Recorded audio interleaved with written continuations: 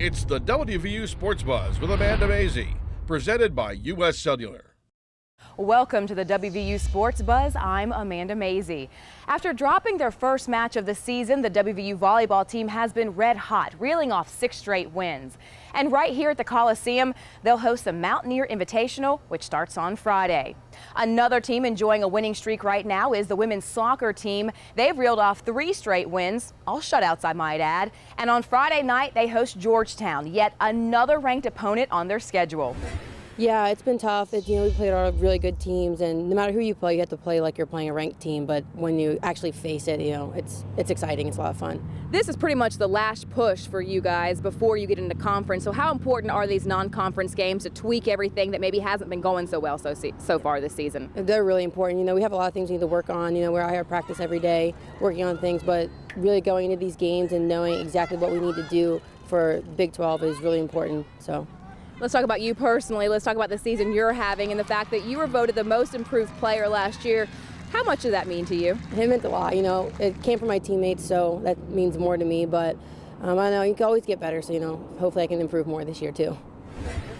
Keeping the streak going of successful WVU teams, let's talk women's cross country. 2 weeks ago, the ladies opened up their season at the Lehigh Invitational by taking first place. This Saturday, they'll run in the PSU Spike Shoe Invitational. One runner to watch again this year will be Jillian Forsey. Last year as a freshman, she competed at the NCAA Cross Country Championships, and she's looking for even more success this season. And nothing, not even a broken bone, is slowing her down. Yeah, I wish I had a better story, but I fell when I was running on a trail and ended up breaking it.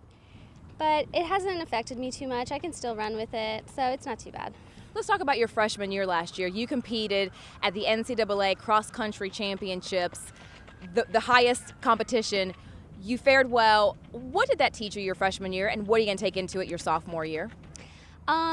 It was definitely the biggest race I've ever ran in, running at NCAAs. So it was a bit of a shock to be amongst so many girls and to be sort of running a good race and yet being so far back from the lead. So I think I definitely learned how to run in large packs and how to stay confident when you're not necessarily up front. So I'll definitely be using that in this year's competition.